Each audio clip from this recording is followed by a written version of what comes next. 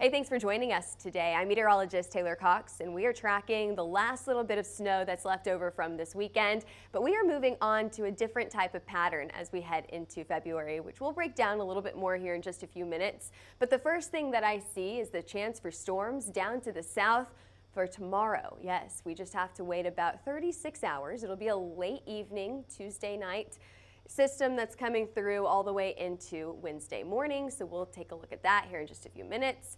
Yes, we did see that bomb cyclone this weekend. Yes, it did produce about 10 inches of snow and blizzard conditions across places like North Carolina, South Carolina, all the way as far north as Virginia and as far south as Georgia. And did you guys know it's Groundhog Day today? Yes, happy Groundhog Day. A meteorologist's worst enemy, really. I'm just kidding. We actually had a lot of fun looking at Punxsutawney Phil's forecast this morning. He did see his shadow, so that means that we are expecting 6 more weeks of winter. But what did the meteorologists say? Well, we'll show that to you here in just a few minutes. We're going to call in meteorologist Michaela Smith to break that all down for you. But for now, let's go ahead and take a look at what we saw over the last 48 hours. You can see that we saw a little bit of snow across the plains. It did bring some flurries across Kansas and Oklahoma, but not too much for accumulation. Really, the most impactful thing that we saw this weekend was all of that snow across South Carolina, North Carolina, and Virginia, and they got up to 10 inches of snow in some areas. Blizzard conditions with that blowing snow across the roadway. I know that a lot of people are stuck inside right now, but we are expecting a warm up today, so we're going to see a lot of that melting snow today. We'll talk about that. Hey, right now we have a low pressure system moving through Oklahoma. We've got a little warm front going on, so temperatures are a lot warmer today than what we saw yesterday. We saw the sunshine come out across the plains yesterday. Warmer temperatures melted a lot of the snow, at least places that were in the sunshine. But we still have a lot of snow that's sitting on the ground. You can see that highlighted in white across the Midwest, across the Carolinas as well. Still a lot of people dealing with that snow. But no more snow for today, at least. We should get a little bit of a break. 58 in Oklahoma City. Holy moly, that feels amazing. 61 in Dallas, 49 in Denver, 40 in Kansas City. A lot of places that haven't seen temperatures above freezing in a long time are finally seeing temperatures above freezing for more than like an hour or 2 hours of the day. This entire afternoon looks gorgeous. Get outside and enjoy that nice weather. Other than Florida, we are still dealing with some of those cold temperatures with a cold air advisory down in Florida. So with this warm weather, what are we expecting for you to get on the roofs? Well, you are clear to get on the roofs for a good portion of the U.S. The only areas that I would hesitate would be that snow that's melting in Georgia, South Carolina, North Carolina, Virginia today. So you may have to wait another day or two in these areas. And then temperatures up to the north, across the Midwest and in the northern plains will stay below 40 for at least the next few days. We may get some of those warmer temperatures later on this week, and all of that thanks to that low pressure system that's holding that cold air in place up to the north. But what we're going to see and what's going to be the big driving factor for changes coming in our February weather is this high pressure system that's trying to push its way back into the middle of the plains. And what that's going to do is that's going to bring warmer air our way. So we are expecting a pretty mild week ahead, temperature-wise. What is also going to happen here is we're going to get some of these south winds to come in and pull up moisture from the Gulf. And now you have that moisture, you have those nice temperatures as well. And if you could get a low pressure system in here, you could get some strong to severe storms. You could get some active weather. So let's see, do we have that low pressure? Ooh, okay, we've got a little dip in the jet stream later on this week. We could also see some storms on Tuesday as well.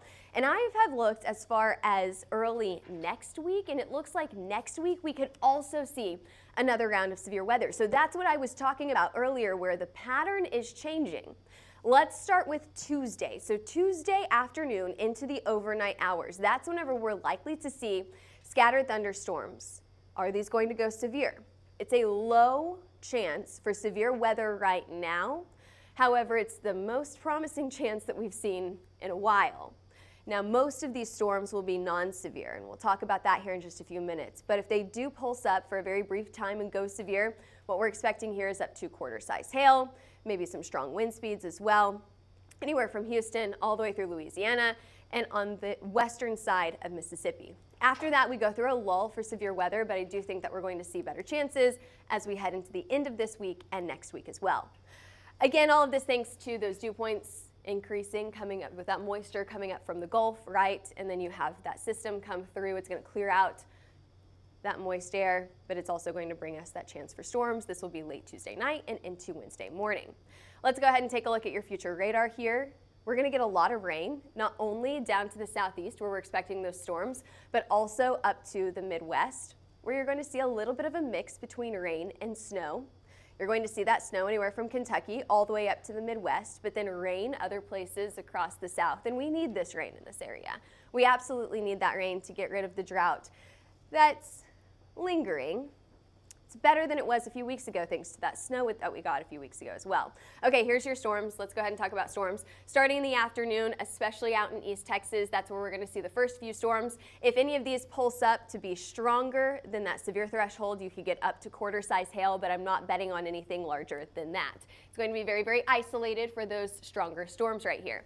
Then we're going to see this continue to track to the south through the overnight hours. You could hear that rumble of thunder. You could see the strike of lightning, especially in the southern side of Louisiana and the southern side of Mississippi through the overnight hours Tuesday night into Wednesday morning. Meanwhile, we are trying to mix in a little bit of snow in places like Oklahoma, but it's just a little too warm, I think, for the most part. This will be a light rain event, very similar farther up to the north where your snowfall totals are not too impressive in this area. Maybe a few flurries, but melting through the daytime hours. Let's go ahead and break down those severe weather risks. And one more time, John, I didn't see that comment. Chipper is on here today. Chipper, thanks for joining us today. The HailTrace team, my favorite weather forecasting peeps. Well, we appreciate you on here today, Chipper. Anyone else following us from across the U.S., comment where you're watching from. We love to hear where you're watching from, but it really helps us to tailor the forecast to exactly where you're watching from. Are you watching from Arkansas? You're right on the line for strong storms Tuesday night. Are you going to get them? I would say you're probably out of those storms. But if you're watching from Louisiana, you have a better chance. What about hail, though? Let's go ahead and take a look at your significant hail model. We've got a little area. It's just very light white, indicating small hail in the eastern side of Texas. So this will be late afternoon into the evening hours. We've got another person, Ozzy Thompson, in here from Toronto, Canada. Toronto, Canada, you guys you're sending us your cold air. In Canada, that's why we've got some cold air that's stuck in the Midwest right now. You guys are sending us your cold air. We finally got that winter that we didn't get at the very beginning of the month, but now we're warming back up. We're sending it back up your way. Let's zoom down to this hail risk here. So what size is our potential hail Tuesday into Wednesday? By Tuesday afternoon, you're going to see a very, very low chance for some stronger storms right around I-20. I told you that these storms are going to start in eastern Texas, tracking down to the south as we head into the evening hours on Tuesday and into Wednesday morning. Your maximum hail size here, you can see that we stay in kind of these milky white areas. It's going to be small, so I went ahead and put the maximum hail size at quarter size hail. Again, pretty small overall, but hey, this is the best chance that we've seen for hail in quite some time, so we're watching it for you. This is not the only chance for storms that you get here. We've got New Braunfels, Texas. Thanks for joining us out in Texas. We appreciate that.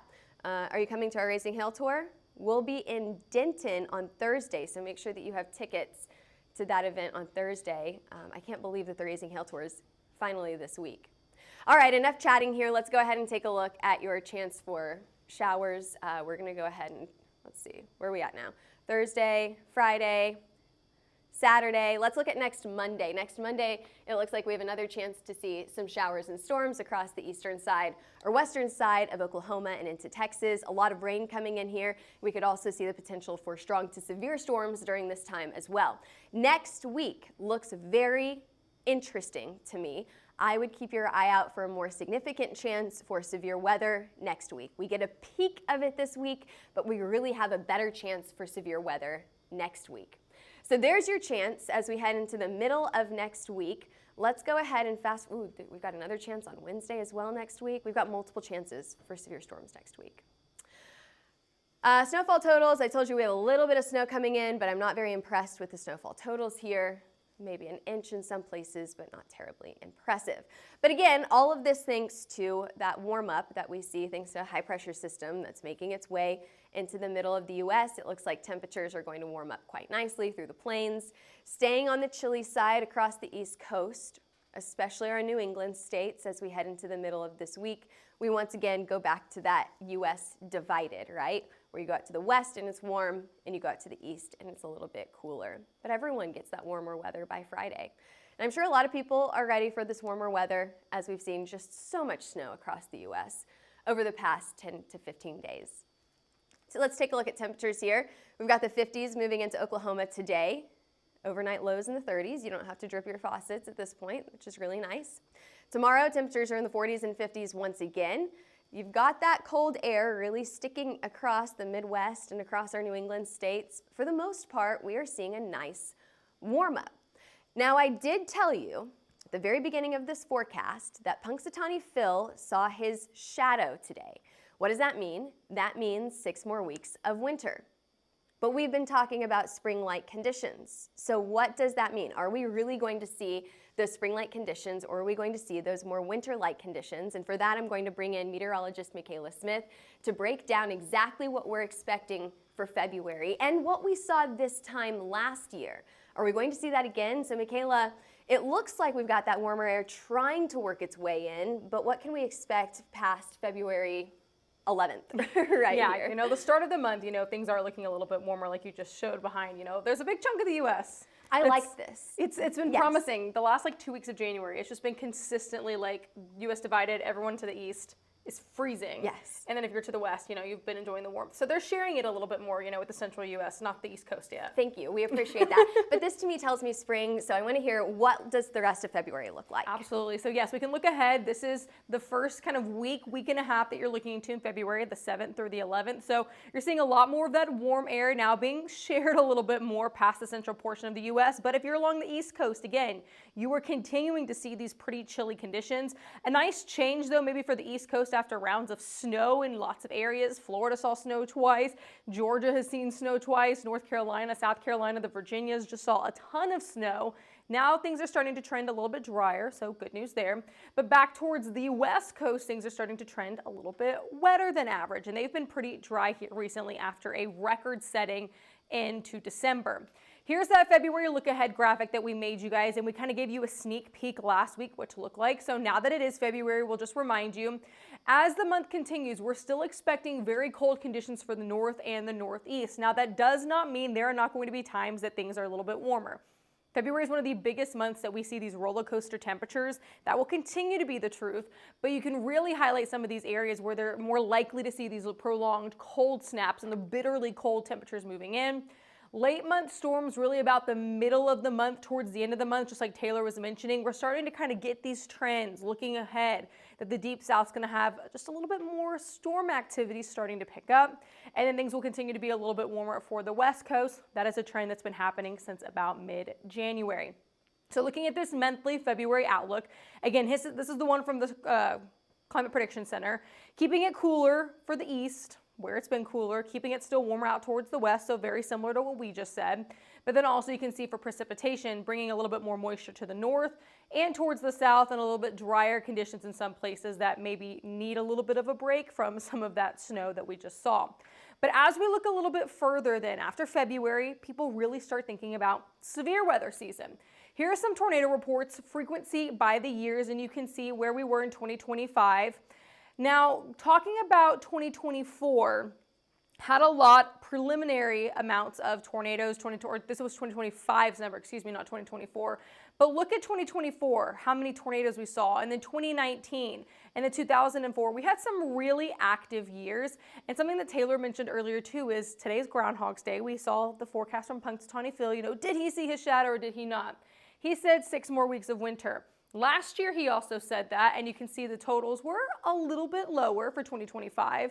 In 2024, he said early spring, and it was one of the record highest years that we've had tornadoes. So sometimes the rodent maybe gets things a little bit more interesting.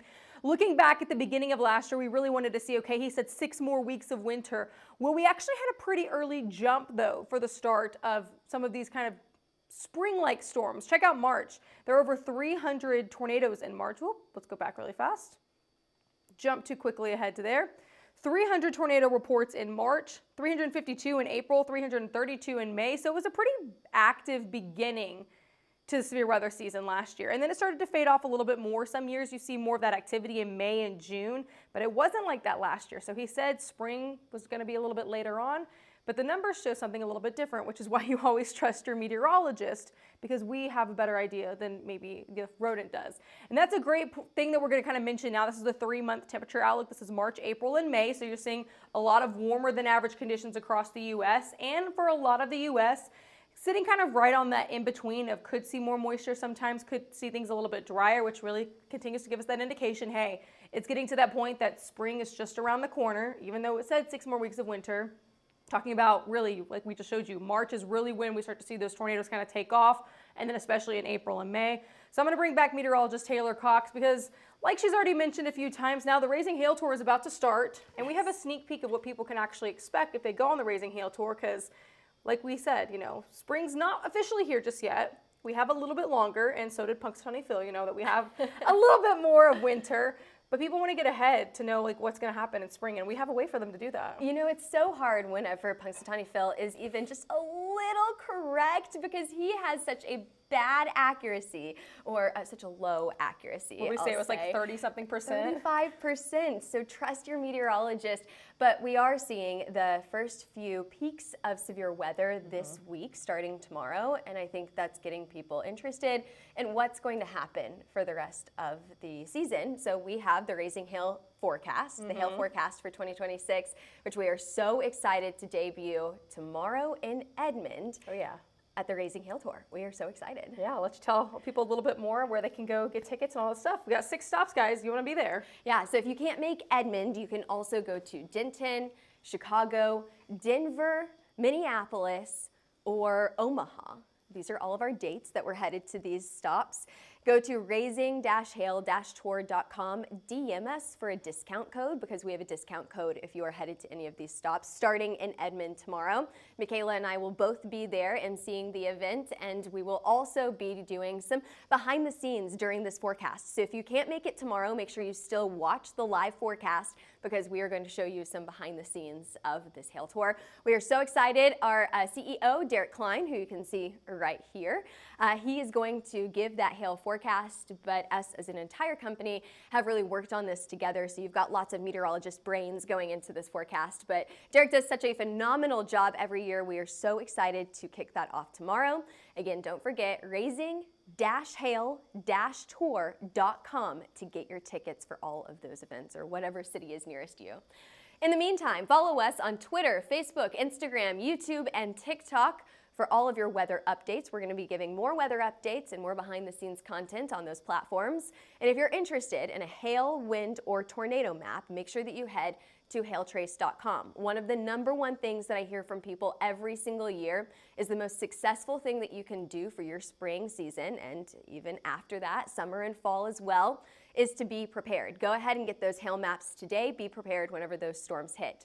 Give us a call at 855-334-4245 or email us at info@hailtrace.com for more information.